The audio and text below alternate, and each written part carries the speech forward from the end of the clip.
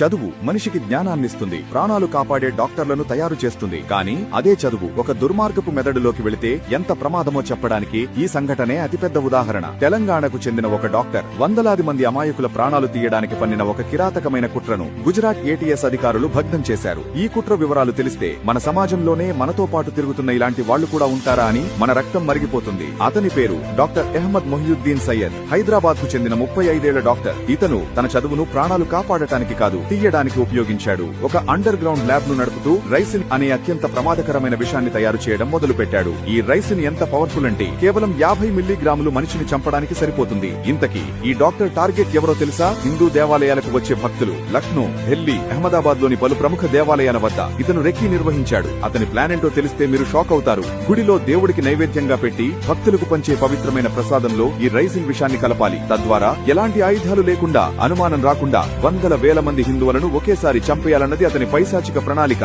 కానీ గుజరాత్ ఏటీఎస్ అధికారుల చొరవతో ఈ ఘోరం జరక్క ముందే కుట్రను ఛేదించారు. డాక్టర్ అహ్మద్ తో పాటు ఉత్తరప్రదేశ్ కు చెందిన మరో 2 ఉగ్రవాదులను ఆజాద్ షేక్ మరియు మొహమ్మద్ సుహేల్ ను అరెస్ట్ చేశారు. ఒక్కసారి ఆలోచించండి, ప్రాణం పోయాల్సిన డాక్టరే ప్రసాదంలో విషం కలిపి ప్రాణాలు తీయాలని చూశాడు. ఇది కేవలం ఉగ్రవాదం కాదు, మన నమ్మకాలపై, మన ధర్మంపై జరిగిన ఒక భయంకరమైన దాడి. ఇలాంటి వాళ్లు మన మధ్యనే, మన పక్కనే ఉంటూ ఇంత పెద్ద కుట్రలు పన్నుతున్నారంటే నమ్మగలమా? ఈ సంఘటనపై మీ అభిప్రాయం ఏంటి? ఇలాంటి వాళ్లకు ఎలాంటి శిక్ష వేయాలి? కింద కామెంట్స్ లో మీ ఆగ్రహాన్ని తెలియజేయండి. వేకప్ ఇండియా, ఇకనైనా మేల్కోండి. కులం, వర్గం, ప్రాంతం అనే గీతలు చెరిపేసి హిందువులుగా మనమంతా ఏకం కావాలి. ఇలాంటి అన్యాయాల్ని ప్రశ్నించాలి. ఈ నిజాలు ప్రతి హిందువుకి తెలియాలి. అందరికీ షేర్ చేయండి.